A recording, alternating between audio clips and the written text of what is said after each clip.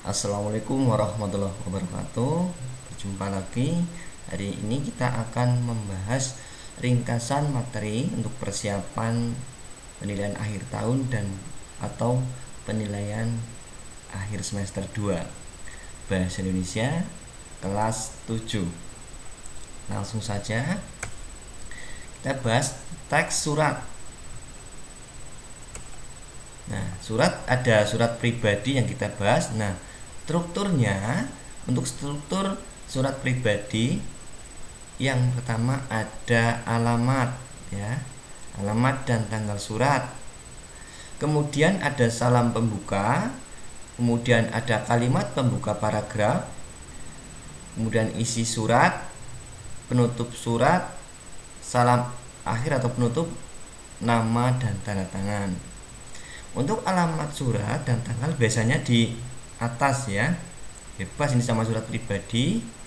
Bahas salam pembuka, kemudian tulis ya, hai, halo atau kabar, ya. Nah, ataupun assalamualaikum juga boleh. Untuk kalimat pembuka, misalkan yang menanyakan kabar, bagaimana kabarmu, ya. Isi, nah isi ini yang mau kalian ceritakan apa, mau cerita apa, bisa cerita bersifat pribadi, misalkan kalian habis liburan atau kesulitan kalian apa selama belajar, bebas.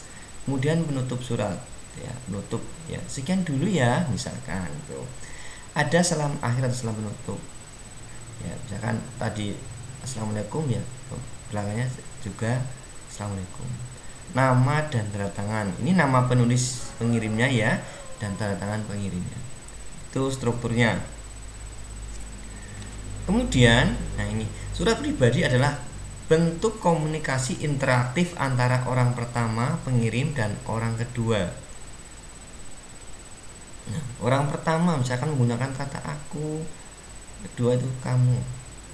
Jadi misalkan kalian tinggal di Cilacap, teman kalian di Jogja, kalian kirim surat kepada teman kalian itu. Isi surat pribadi berkaitan dengan masalah pribadi, menanyakan kabar, keperluan pribadi, dan tujuan komunikasi pribadi yang lain. Ini isi suratnya. Bebas namanya surat pribadi, mau berbicara apa saja, nulis apa saja, ngomong apa saja boleh, ya. Yang penting positif saja. Selanjutnya, ciri kebahasaan surat pribadi. Yang pertama, pilihan kata sapaan bersifat pribadi, kata emotif dan ekspresif. Kata emotif itu kata yang menggunakan emosi. Aku sedih, ya, misalkan bahagia, senang, agak kecewa, misalkan. Kalau ekspresif, halo, itu kan kita kalau ketemu teman ekspresif, ya, halo, hai, gimana kabarmu, itu katanya. Kemudian yang kedua, menggunakan bahasa tidak formal tetapi santun. Ya, kalau kita seperti ibaratnya kita berbicara atau ngomong dengan teman, kita kan santai tapi tetap menjaga sopan santun.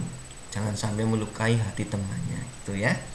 Yang ketiga, pilihan ragam bahasa tergantung siapa penerima surat. Misalkan bahasa dengan teman tentu berbeda dengan orang yang lebih tua.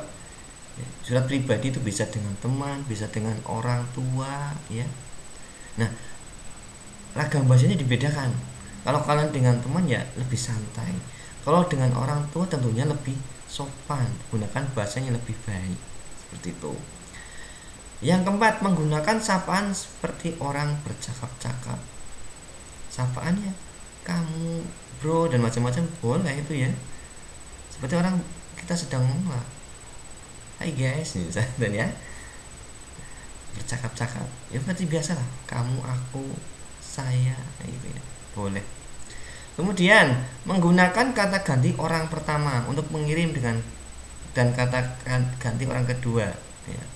Tadi ada kata ganti orang pertama itu misalnya aku, saya, orang kedua ya kamu, gitu, ya. Demikian itu ciri dari kebahasaan surat pribadi. Selanjutnya kita bahas surat dinas. Nah, ini surat dinas. Tadi surat pribadi, ini surat dinas. Ini strukturnya ini, ya. Yang pertama, kepala surat atau kop surat. Kalau surat dinas itu ada kepala surat, itu semacam yang ada lambangnya, misalkan SMP Negeri 1 apa itu ya. Itu namanya kepala surat dan ada alamatnya di situ di kepala suratnya biasanya atau kopnya itu ya, yang paling atas. Kemudian ada nomor. Ini nomor surat. Ya, setiap instansi atau lembaga punya nomor khusus tersendiri. Kemudian tanggal ini tanggal surat ini ya. Dikirim tanggal berapa atau pembuatan tanggal berapa. Lampiran ini jika ada lampirannya tidak. Dan satu bendel atau satu lembar gitu ya. Perihal. Perihal ini intinya mau ngapain itu ya. Perihal itu semacam halnya apa? Ngapain? Dia misalkan undangan, pemberitahuan. Nah, seperti itu misalkan gitu.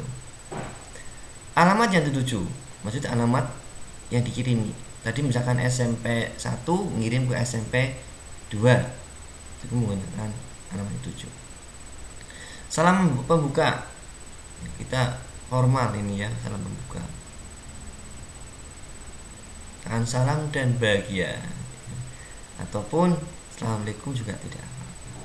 Inti surat. Nah, kali ini kalau sudah di dalam surat dinas itu intinya di sini ada mau ngapain, misalkan undangan untuk hari kapan, syaratnya apa, misalkan mau bawa apa, dan pemberitahuan lainnya sampai tanggal detail sampai jam-jam.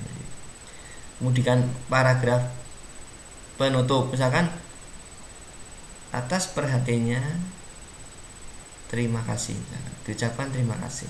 Paragraf penutup. Nama dan tanda tangan pihak memperkuat surat.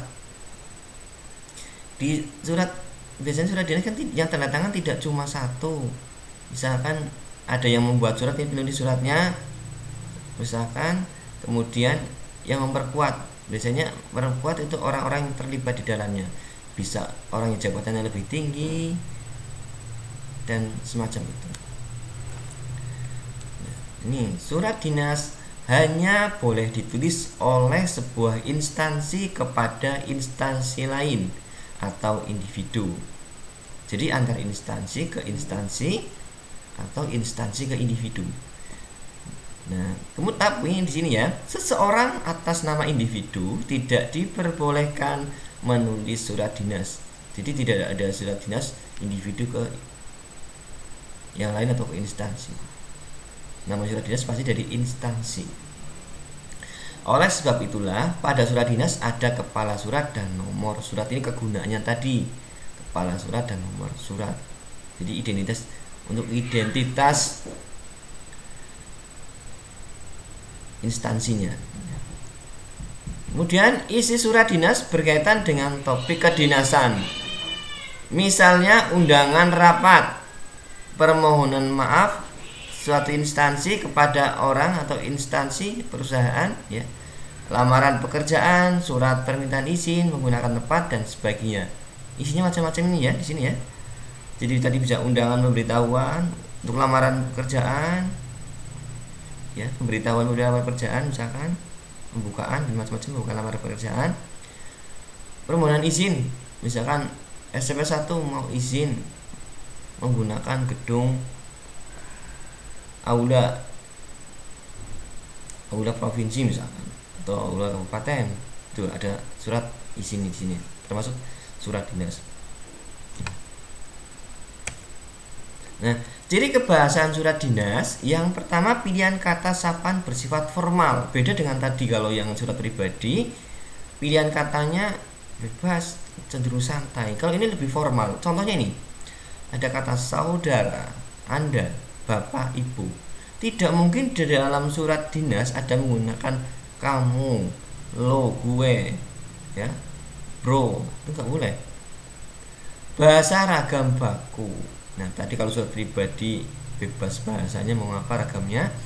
Kalau ragam surat dinas untuk bahasa ragam baku. Jadi formal. Ya. Selanjutnya.